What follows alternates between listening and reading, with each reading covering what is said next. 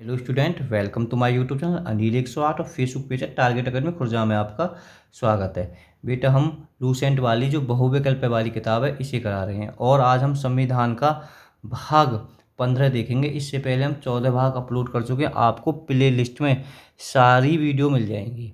बेटा, जो संविधान है सबसे ज़्यादा आता है, ठीक है। अगर किसी एग्जाम में जी के आ रही है तो संविधान से सबसे ज़्यादा प्रश्न संविधान से आते हैं। और यूपीएसआई में तो बेटा 10 से 12 नंबर का संविधान आएगा और ये राष्ट्रपति से तो ज़्यादा आएगा, इसलिए वीडियो को बड़े ध्यान से और अंत तक देखें।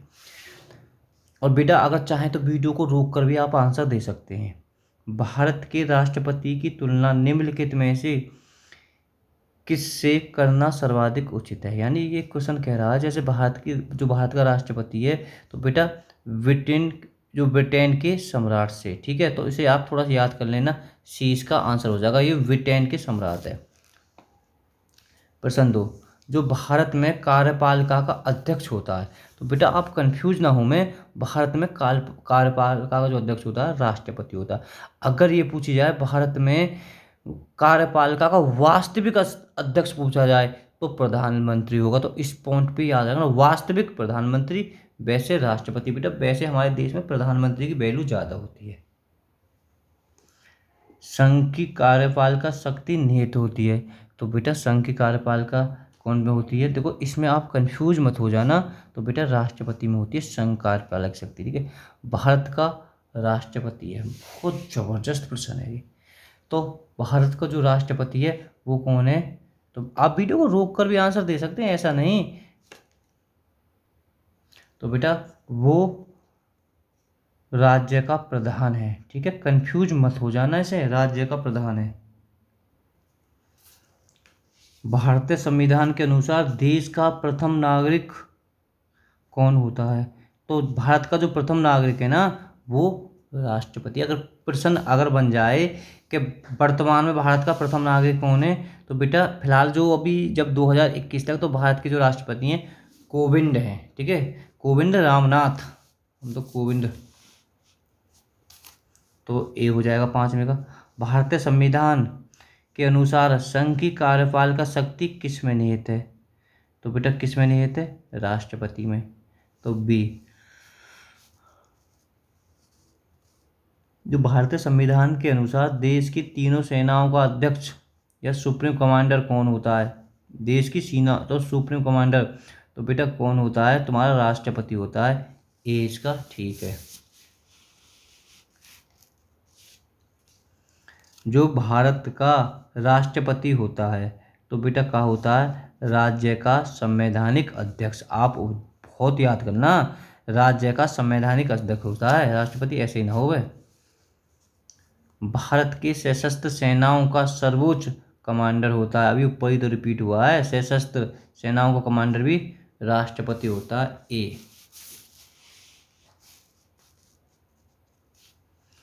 भारत के राष्ट्रपति के लिए आवश्यक योग्यताएं नहीं है। तो बेटा वह भारत का नागरिक हो, ठीक है, वह 35 वर्ष की आयु हो। देखो अगर ये पॉइंट भी याद रखना, राष्ट्रपति की जो न्यूनतम आयु कै वर्ष होती है, 35 वर्ष। 35 वर्ष बेटा तीनों की होती है न्यूनतम आयु, राष्ट्रपति, उपराष्ट्रपति और राज्यपाल। तो बेटा दी वह संसद के किसी सदन का सदस्य हो, बेटा ये आपका गलत हो जाएगा, 10वीं का डी, ठीक है। वह किसी संसद मतलब सदन के दो होते हैं, किसका भी सदस्य हो, ठीक है, मतलब ये जरूरी ना का एक को किसका भी हो। देखो अभी तो बताया क्वेश्चन, तो रिपीट है वो। भारत के राष्ट्रपति का निर्वाचन होने का पात्र बनने के लिए किसी व्यक्ति की आयु पूर्ण होनी चाहिए कितनी वर्ष, 35 वर्ष। तो बेटा 30 वर्ष, आप दो उनकी ज़्यादा और भी हैं, बस दो ज़्यादा हैं। एक तो 30 वर्ष राज्यसभा और एक बेटा 30 वर्ष विधान परिषद, 25 वर्ष विधान, ठीक है, लोकसभा या प्रधानमंत्री 25 वर्ष की आयु में बन सकता है, ऐसा कुछ नहीं है प्रधानमंत्री। राष्ट्रपति पद के उम्मीदवार के लिए अधिकतम आयु कितनी होनी चाहिए, ठीक है, कोई सीमा ना है, जब तक मर सके, ठीक है, मरने टाइम तक बन सकता है। डी। एक व्यक्ति राष्ट्रपति के लिए अधिकतम कितनी बार निर्वाचित हो सकता है। तो बेटा कोई सीमा ना है, जितनी बार तुम्हें पता, 7 7 8 बार, 8 8 बार, भी सदस्य बन जाए तो राष्ट्रपति का अलग, राष्ट्रपति की कोई सीमा ना है कितनी बार। बेटा आपको ये प्रश्न याद होना चाहिए, ये प्रश्न में बालक फंसते हैं। राष्ट्रपति का निर्वाचन किस प्रकार का होता है? तो बेटा राष्ट्रपति का जो निर्वाचन होता है अप्रत्यक्ष होता है। अप्रत्यक्ष का मतलब है सीधे जनता के द्वारा नहीं होता है इसका, ठीक है। जो राष्ट्रपति का जो चुनाव करते हैं लोकसभा राज्यसभा दोनों सदन और बेटा विधानसभा के सदस्य। शायद ये क्वेश्चन आगे आपको मिल जाए देखने के लिए।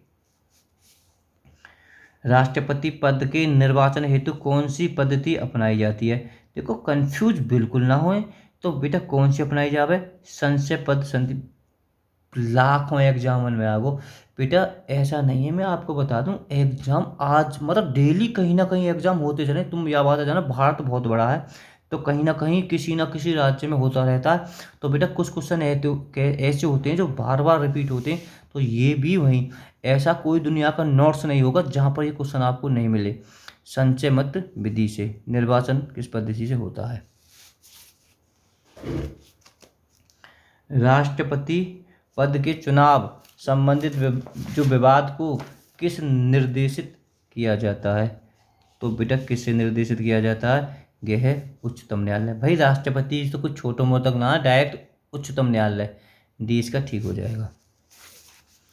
देखो राष्ट्रपति के चुनाव के लिए प्रस्तावक एवं अनुमोदकों की कम से कम कितनी संख्या होनी चाहिए? तो बेटा 17 के हो जाएगा आपका 50-50। कंफ्यूज मत हो जाना इस चीज़ में, ठीक है। प्रमादक और अनुमोदक की कम से कम 50-50 होनी चाहिए। भारत के राष्ट्रपति निर्वाचन होने के निम्नलिखित में से कौन सी बात अयोग्य मानी जाएगी? भारत का नागरिक होना चाहिए, 35 वर्ष की आयु पूरा कर सको, ये भी सही बात है। लोकसभा का सदस्य निर्वाचन होने के लिए आहित हो, ठीक है, तो बेटा ये भी ठीक है। कोई लाभ का पद ग्रहण किए हो, बेटा ये आपका गलत हो जाएगा, ठीक है, अयोग्य मानी जाएगी। लोकसभा का सदस्य निर्वाचित होने के लिए आहार तो कोई दिक्कत ना आए, तो बेटा ये भी आपका सही है। तो डी इसका गलत हो जाएगा। आप इसे ऊपर भी तो पढ़ चुके हो।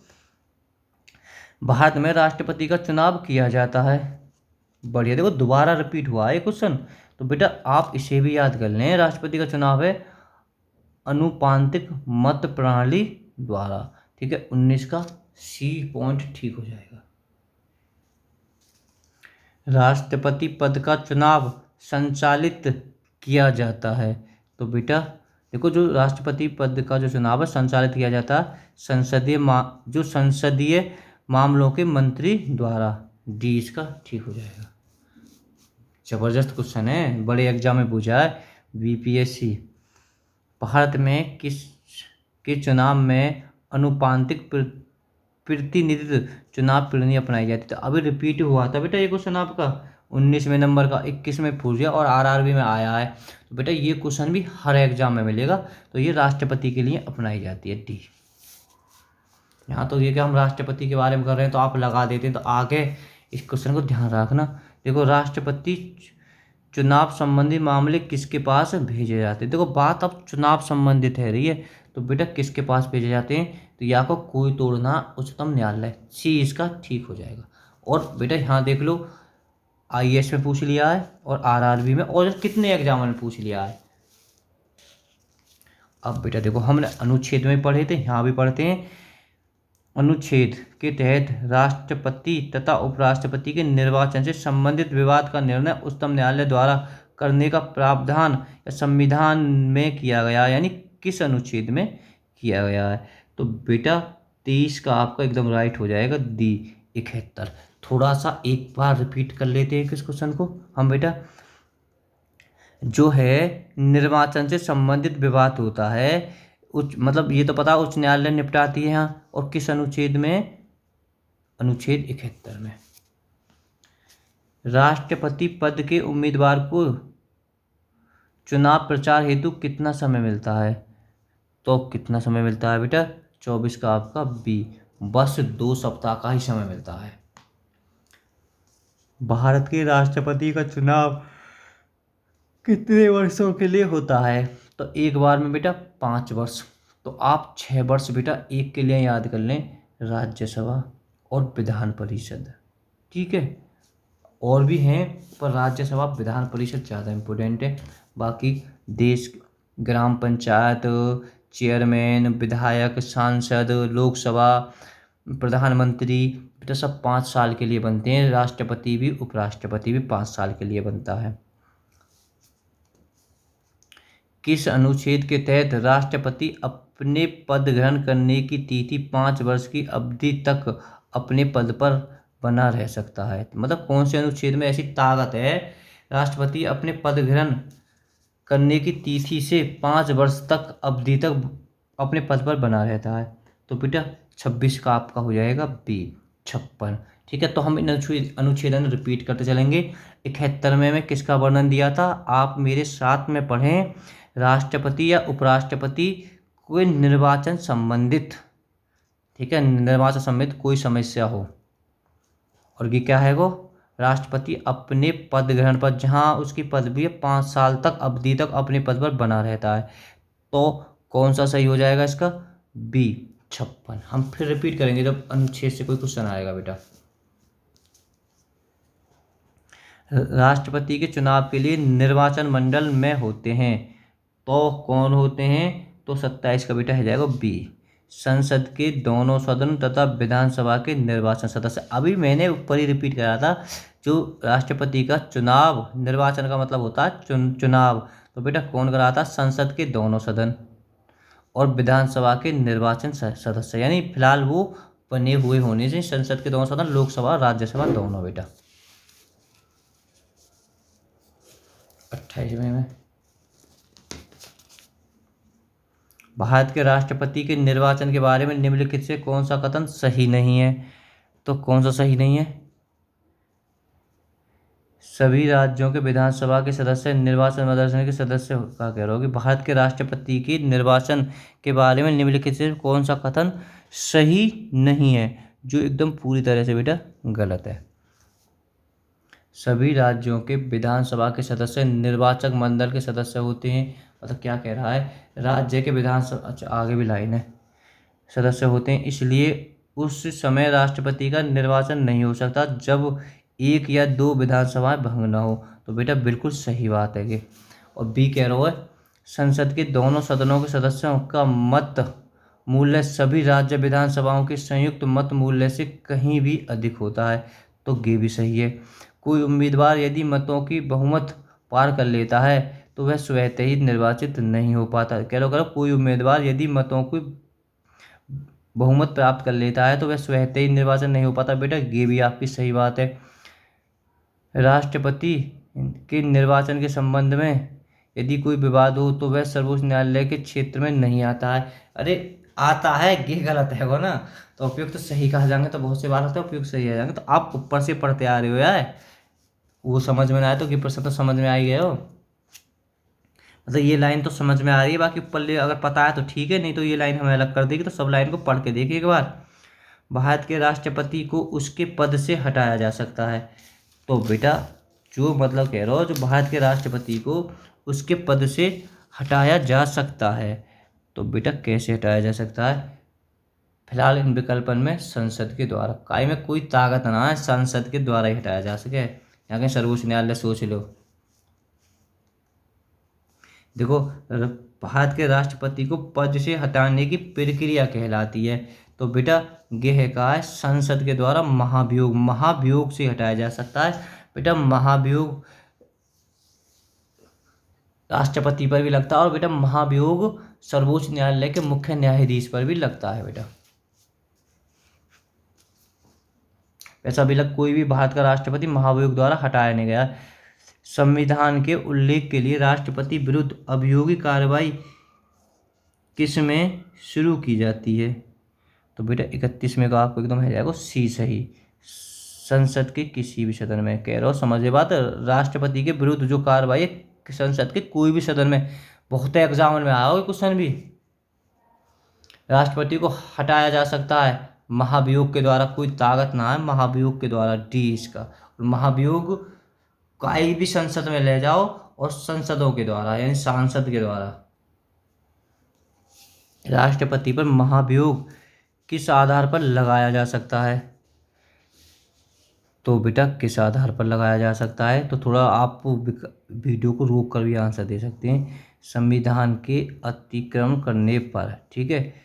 बी, अब के महाभियोग किस आधार पर लगाया जा सकता है। बस राष्ट्रपति पर महाभियोग की प्रक्रिया किस देश के संविधान से ली गई। तो अब ये भी का एक देश से ली गई है, तो बेटा कौन से, पूर्व सोवियत संघ।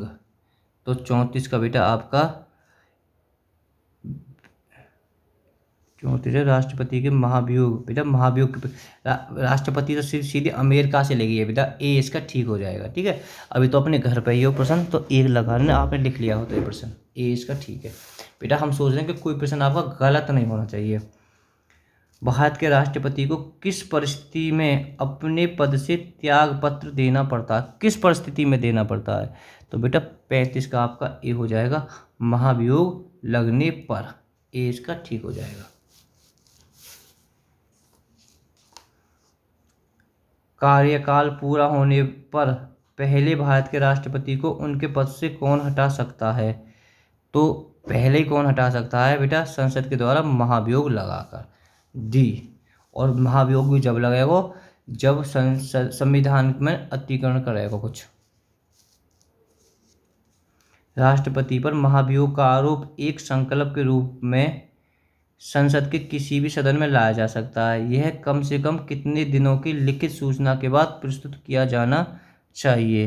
तो बेटा इसका बी हो जाएगा 14 दिन। संसद में राष्ट्रपति के विरुद्ध महाभियोग प्रस्ताव पास करने के लिए कितने सदस्यों का समर्थन चाहिए। तो बेटा कितने का चाहिए, 38 का आपका बी हो जाएगा। सदन के कुल सदस्यों में कम से कम 2 या 3 सदस्य हों, ठीक है। 38 का क्या हो जाएगा, बी ठीक है।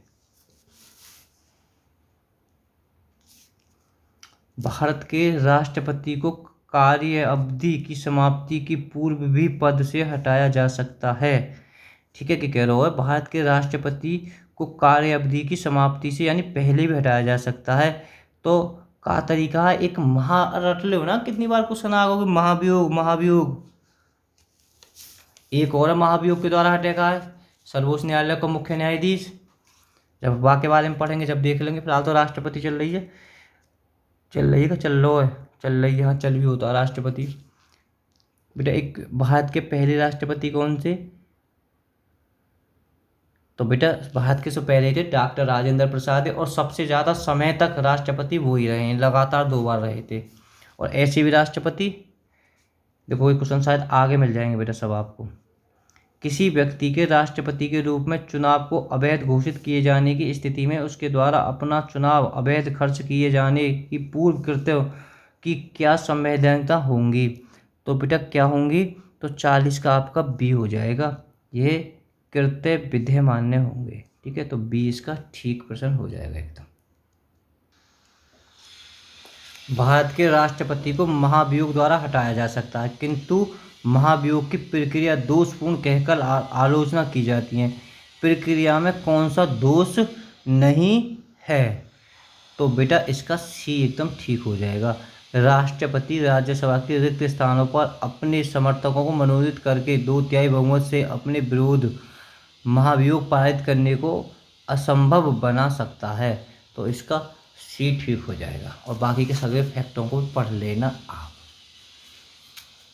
राष्ट्रपति को निम्नलिखित में से कौन सा पद गोपनीयता की शपथ दिलाता है। तो ये कह रहा हो जो राष्ट्रपति शपथ कौन दिला सके हैं, अच्छा प्रश्न है बेटा ये। तो या है तो कोई ना दे जा सके, भारत का मुख्य न्यायाधीश शपथ। मैं एक बार बताऊँ, देखो जितने भी सब होते हैं केंद्रीय मंत्रिमंडल या जितने भी प्रधानमंत्री, सबको शपथ जो केंद्र के थ्रू होते हैं सबको शपथ राष्ट्रपति दिलाता है। और बेटा ठीक है, और यह हैगा मुख्य न्यायाधीश को भी शपथ राष्ट्रपति दिलाता है। और बड़े बड़े पुरस्कार होते हैं उनको भी सब राष्ट्रपति ही उन्हें पुरस्कार देता है। चलो ये तो आगे प्रश्न मिल जाएगा।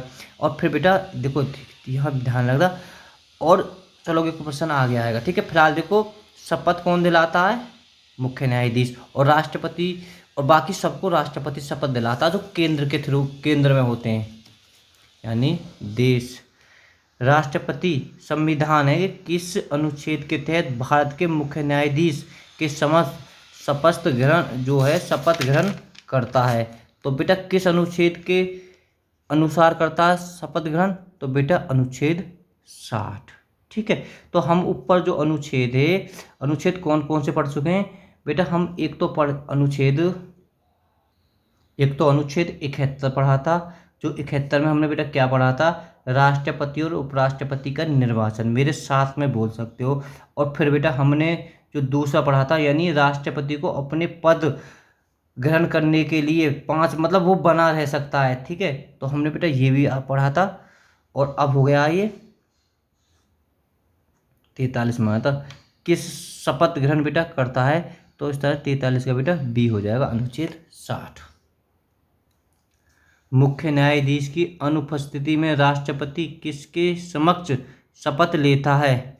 जब बेटा मुख्य न्यायाधीश ना हो तो राष्ट्रपति किसके समक्ष शपथ लेगा? तो बेटा ये लेगा सर्वोच्च न्यायालय के वरिष्ठ न्यायाधीश, यानी उसमें 31 और अन्य होते हैं, तो उनका भी जो वरिष्ठ जो सबसे ज़्यादा उम्र हो उसके थ्रू। डी, यदि राष्ट्रपति और उपराष्ट्रपति दोनों देश से बाहर हों तो उस स्थिति में कार्यभार कौन ग्रहण करेगा? भाई ना राष्ट्रपति रहे ना, तो सीधी बात है सर्वोच्च न्यायालय का मुख्य न्यायाधीश। इसका सी आंसर रह जाएगा। अगर राष्ट्रपति देश में ना हो तो फिर उपराष्ट्रपति रहेगा। अब ठीक है, जब दोनों ही ना रहे, बेटा कहने का मतलब है अगर देश में राष्ट्रपति नहीं रहे तो उस पद को कौन, मतलब विदेश चला जाए तो उसके बाद में उपराष्ट्रपति संभालते हैं। अगर दोनों ही बाहर चले जाएं तो बेटा कौन करता है? सर्वोच्च न्यायालय के मुख्य न्यायाधीश। और ये भी तीनों ही चले जाएं तो बेटा फिर संभालता है वरिष्ठ न्यायाधीश, सर्वोच्च न्यायालय का ही। यदि राष्ट्रपति त्यागपत्र देना चाहे तो अपना, देखो मैं इसी के बोल रहा था, राष्ट्रपति त्यागपत्र किसको देता है? जब यहाँ बड़े कंफ्यूज हो जाएंगे तो बेटा वो उपराष्ट्रपति को देता है। और जितने भी सब हैं, सब त्यागपत्र केंद्र यानी संघ सरकार के व्यक्ति सब त्यागपत्र किसको देते हैं? राष्ट्रपति को देते हैं। और राष्ट्रपति किसको देता है? उपराष्ट्रपति को देता है। तो कंफ्यूज मत होना, शपथ कौन दिलाता है? ये दिलाता है मुख्य न्यायाधीश इसे, पर त्यागपत्र उपराष्ट्रपति दे हुए। राष्ट्रपति त्यागपत्र की सूचना उपराष्ट्रपति किसको देता है? देखो राष्ट्रपति की त्यागपत्र की सूचना उपराष्ट्रपति किसको देता है? तो बेटा किसको देता है? जब यह दे देता है तो ये देता है लोकसभा के अध्यक्ष को। सी, जबरदस्त। एक ही समय में यदि राष्ट्रपति और उपराष्ट्रपति दोनों पद रिक्त हो जाए तो राष्ट्रों के कृत्यों के निर्वाचन कौन करेगा? अभी तो मैंने ऊपर पढ़ाए होगे। तो बेटा कौन हो जाएगा? भारत के मुख्य न्यायाधीश। 48 का बी हो जाएगा। यदि मृत्यु, त्यागपत्र अथवा हटाए जाने की स्थिति में भारत के राष्ट्रपति का पद रिक्त हो जाए तो उस पद का कार्यभार कौन संभालेगा? तो बेटा कौन संभालेगा? उपराष्ट्रपति। 39 को बी। अभी रिपीट करा दिए तो फिर आ ही रहे हैं क्वेश्चन। जब राष्ट्रपति की मृत्यु, त्यागपद, पदच्युता या अन्य कारणों से वह अपने कर्तव्य को नहीं निभा सकता तो उपराष्ट्रपति कितने समय तक राष्ट्रपति के रूप में कार्य कर सकता है? वाकई भी कोई लिमिट हो में तो कितने वर्ष तक हो में? देख लो कैसे कैसे क्वेश्चन बन रहे हैं। वह ज़्यादा समय तक ना, 6 माह तक भी। और बेटा मैं एक क्वेश्चन और बता दूं, अगर आज आगे आ जाए तो ठीक है, जो किसी भी राज्य में राष्ट्रपति शासन अधिकतम कितने समय तक लगता है? 6 माह तक लग सकता है वैसे। देखो अब आएंगे जो मैं, निम्नलिखित में से कौन सा राष्ट्रपति पूर्व में केंद्रीय गृह मंत्री था? यानी वो पहले गृह मंत्री था। कौन से मतलब ये कह रहा है निम्नलिखित में से कौन सा राष्ट्रपति पहले कहा था गृह मंत्री थे? अब तो मर गए हैं ना वो फिलहाल तो बेटा कौन थे? ज्ञानी जेल सिंह। ठीक है, ज्ञानी जेल सिंह के बारे में बिल्कुल याद करो, बड़े बेहतरीन व्यक्ति थे ज्ञानी जेल सिंह। भारत के राष्ट्रपति निर्वाचन होने से पूर्व निम्न में से कौन उपराष्ट्रपति नहीं थे? देखो ये कह रहा हूँ भारत के राष्ट्रपति निर्वाचित होने से पूर्व निम्न में से कौन भारत के उपराष्ट्रपति नहीं थे? तो बेटा 52वां हो जाएगा आपका डी, ज्ञानी जेल सिंह। तो बेटा ये ऐसे हैं, ये मतलब बेटा कहने का मतलब है इन विकल्प के आधार पर ऐसे तो बहुत हैं, ठीक है, पर ये डॉक्टर राधाकृष्णन थे, पहले उपराष्ट्रपति थे, फिर बेटा ये राष्ट्रपति बने थे, ठीक है। ये ऐसे व्यक्ति हैं पहले राष्ट्रपति और उपराष्ट्रपति रहे। ऐसे ही डॉक्टर जाकिर हुसैन भी उपराष्ट्रपति रहे थे, फिर राष्ट्रपति बन गए, ऐसे ही गए। तो निम्न में से बेटा विकल्प ये हो गया ज्ञानी जैल सिंह। भारत के चौथे राष्ट्रपति थे, तो तड़ीपन का बेटा कौन सा हो जाएगा? देखो सोचो विकल्प, तो तड़ीपन का बेटा हो जाएगा बीबी गिरी, ये हो जाएगा। पहले राष्ट्रपति डॉक्टर राजेंद्र प्रसाद, दूसरे राष्ट्रपति सर्वपल्ली राधाकृष्णन, तीसरे राष्ट्रपति डॉक्टर जाकिर हुसैन। चलो चौथे आई गए अब। सबसे लंबे समय तक, देखो मैंने रिपीट करा था, सबसे लंबे समय तक भारत के राष्ट्रपति रहे तो ए डॉक्टर राजेंद्र प्रसाद, ठीक है। अब देखो भाई बेटा रामनाथ कोविंद बने हुए हैं फिलहाल, अगर तुम लेट वीडियो देखो तो शायद बदल जाए। तो बेटा इस तरह जो 54 का आपका हो जाएगा, सबसे ज़्यादा कौन से रहे थे? डॉक्टर राजेंद्र प्रसाद। भारत के राष्ट्रपति देखो, हाँ बहुत ही ज़बरदस्त। भारत का राष्ट्रपति चुने जाने वाले प्रथम गैर कांग्रेसी उम्मीदवार कौन थे? मतलब अब तक जो राष्ट्रपति चुनने का है कांग्रेस के चुने जा रहे थे बेटा, ये ज़्यादातर है। अब रामनाथ कोविंद है, तो बेटा अब ये बीजेपी का ही राष्ट्रपति मान सकते हो, क्योंकि बेटा जिसके ज़्यादा बहुमत होता है उसी का राष्ट्रपति होता है, जब तो इसे अप्रत्यक्ष चुनाव कह देते हैं। तो बेटा पहले कौन थे? बीबी गिरी, तो ये इसका ठीक हो जाएगा, ठीक है। बहुत ज़बरदस्त प्रश्न है, तो आप थोड़ा सी माइंड पे छाप लेना। भारत का राष्ट्रपति चुने जाने वाले प्रथम, हाँ गैर कांग्रेसी है, भारतीय राष्ट्रपति सर्वसम्मति से चुने जाने का अभी तक एकमात्र उदाहरण है। बहुत ज़बरदस्त बात है बेटा। 56 को नीलम संजीव रेड्डी दी। देखो एक बार आप प्रश्न पढ़ते हैं। भारतीय राष्ट्रपति के सर्वसहमति से, यानी सर्वसहमति से चुने जाने का अभी तक एकमात्र उदाहरण है, तो डी इसका ठीक हो जाएगा, नीलम संजीव रेड्डी। बेटा एक और इसके बाद में आए थे तो वो भी चुने गए थे, तो बेटा वो कौन थे? एपीजे अब्दुल कलाम, ठीक है। तो आप उन्हें भी याद कर सकते हो। फिलहाल इन विकल्पन में पहले ये थे नीलम संजीव, सबकी सहमति से निर्विरोध राष्ट्रपति बन गए एकदम। निम्नलिखित में से कौन कभी भारत का राष्ट्रपति नहीं रहा? इन विकल्प पढ़ने से कोई जरूरत ही ना। श्री राम गोपालचारी, तो बेटा ये कौन थे? ये श्री राम गोपालचारी स्वतंत्र भारत के पहले राज्यपाल थे, यानी गवर्नर थे, ठीक है। पहले गवर्नर थे, स्वतंत्र भारत के भारतीय गवर्नर थे। स्वतंत्र भारत के प्रथम राष्ट्रपति, तो बेटा देखो ना 58वें का, तो बेटा कौन हो जाएगा? डॉक्टर राजेंद्र प्रसाद। जरूरत ही ना है, पहले ही ये बने थे डी, यानी बी, सॉरी इसका डॉक्टर राजेंद्र प्रसाद, बी हो जाएगा 58वें का। निम्नलिखित में से कौन लगातार दो बार राष्ट्रपति रहे थे? तो बेटा मैंने यही था, जब सबसे ज़्यादा रहे थे डॉक्टर राजेंद्र प्रसाद, ए ठीक हो जाएगा। भारतीय संविधान का कौन सा अनुच्छेद राष्ट्रपति पद के लिए पुनः निर्वाचन योग्यता निर्धारित करता है? तो बेटा 60 का आपका हो जाएगा एकदम डी आंसर, अनुच्छेद 57। तो बेटा इस तरह आपका 60 का कौन सा हो जाएगा? तो 60 का हो जाएगा बेटा डी, अनुच्छेद 57। मेरे साथ एक बार फिर अनुच्छेद रिपीट कर लीजिए बेटा। निर्वाचन 71 में 56 जो अनुच्छेद में क्या करता है, वह अपनी शक्ति करता है कब तक बना रहेगा, ठीक है। तो और बेटा 56 में और 57 क्या है? तो ठीक है, निर्वाचन योग्यता को निर्धारित करता है, 56 में बना रहेगा। जनता पार्टी के शासनकाल के दौरान भारत के राष्ट्रपति थे, बढ़िया। तो 61 का आपका कौन सा हो जाएगा? एन संजीव रेड्डी, जनता पार्टी से राष्ट्रपति थे। फिलहाल इन विकल्पों में अब तो अमर सही हो, ठीक है। तो थोड़ा इस पर ध्यान भी मत देना बेटा है।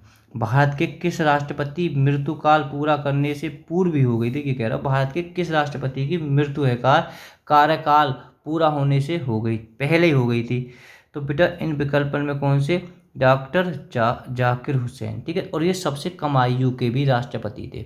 और बेटा एक फखरुद्दीन थे, दोनों की मृत्यु कार्यकाल में हो गई थी। भारतीय संघ के प्रतिरक्षा बलों का सर्वोच्च समावेश निम्नलिखित में से किस में नियत है? तो किस में नियत है? तो बेटा आपने कर दिया होगा राष्ट्रपति में।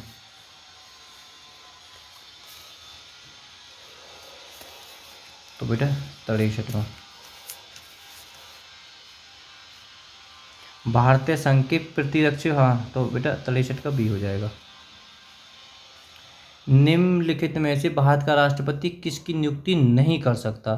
तो बेटा निम्नलिखित विकल्पों में से, तो बेटा 64 का कौन सा हो जाएगा? नहीं करता है तो उपराष्ट्रपति हैं। निम्नलिखित में से भारत का राष्ट्रपति किसकी नियुक्ति नहीं करता है? तो 64 का बेटा ए उपराष्ट्रपति करता नहीं। तो अब बेटा आपको याद कर लेना, देखो राष्ट्रपति उपराष्ट्रपति की नियुक्ति नहीं करता है, प्रधानमंत्री करता है, राज्यपाल की करता है, मुख्य निर्वाचन आयुक्त की। बहुत ही बढ़िया। निम्नलिखित में से किसकी नियुक्ति पद का राष्ट्रपति करता है? निम्नलिखित में से किसकी नियुक्ति भारत का राष्ट्रपति करता है? तो बेटा पढ़ो, भारत का न्यायवादी की करता है, नियंत्रण महालेखिका की करता है, एक राज्य का राज्यपाल है। तो बेटा डी, तो तीनों हो गए, ठीक है, उपयुक्त सभी। केंद्रीय मंत्री जो कह रहा, केंद्रीय मंत्रिमंडल मंत्रियों की नियुक्ति कौन करता है? तो बेटा 66 का आपका हो जाएगा। देखो कंफ्यूज मत हो जाना इस प्रश्न में। केंद्रीय मंत्री, जो केंद्रीय मंत्रिमंडल के मंत्रियों की, जो खाली मंत्रियों की नियुक्ति कौन करता है? तो 66 का तुम्हारा प्रधानमंत्री की सलाह पर, करता तो राष्ट्रपति पर, करता किसी सलाह पर? प्रधानमंत्री की सलाह पर। निम्नलिखित में से किसकी नियुक्ति भारत के राष्ट्रपति द्वारा नहीं होती है? निम्नलिखित में से बेटा, तो आपने तो कर भी दिया होगा। तो नहीं होती है किसकी? लोकसभा के अध्यक्ष की, ठीक है। राष्ट्रपति की, उपराष्ट्रपति की भी नहीं होती और लोकसभा के अध्यक्ष, ठीक है, लोकसभा का अध्यक्ष की, क्योंकि लोकसभा के अध्यक्ष की बेटा नियुक्ति होगा लोकसभा के सदस्यों ही द्वारा की जाती है। कुल मिला के प्रधानमंत्री मान सकते हैं इसकी। भारत के राष्ट्रपति की मर्जी तक निम्नलिखित में से कौन अपने पद पर रह सकता है? तो 68 का बेटा हो जाएगा आपका सी, राज्यपाल। भारत के राष्ट्रपति की मर्जी तक निम्नलिखित में अपने पद पर बना रह सकता है। तो बेटा कुल मिला के राज्यपाल की कोई उम्र नहीं होती, कै वर्ष तक बनता है, जब तक राष्ट्रपति चाहे जब तक बनो रहे इसके राज्यपाल। गेहूँ तुमने आज नई बात सुन ली।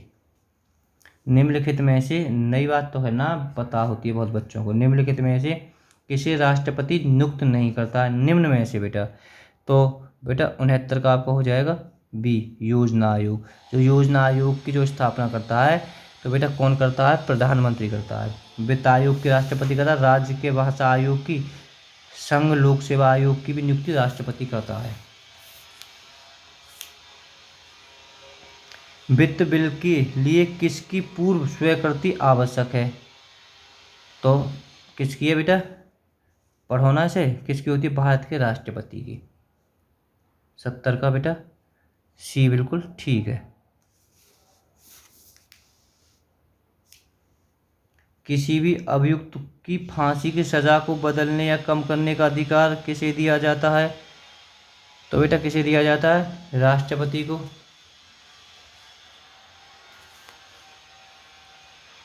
राष्ट्रपति द्वारा संसद के 2 सदनों के लिए कुल कितने सदस्यों को नामांकित किया जा सकता है?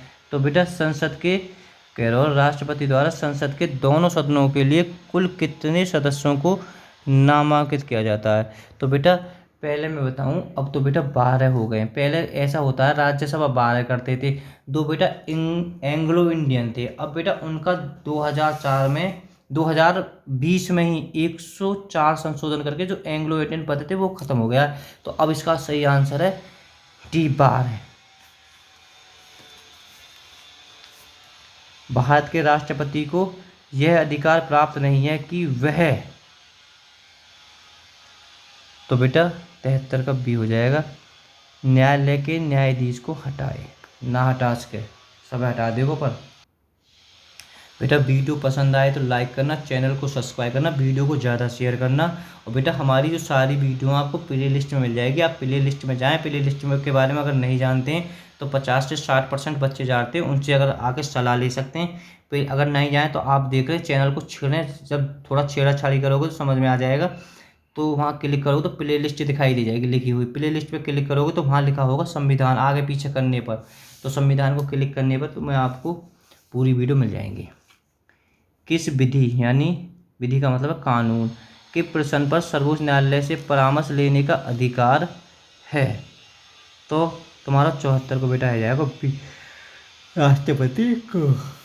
और बेटा ये वीडियो का अंतिम प्रश्न है आपका, ठीक है। बाकी के प्रश्न हम नेक्स्ट वीडियो में कराएंगे। बेटा वीडियो ज़्यादा लंबी हो जाएगी।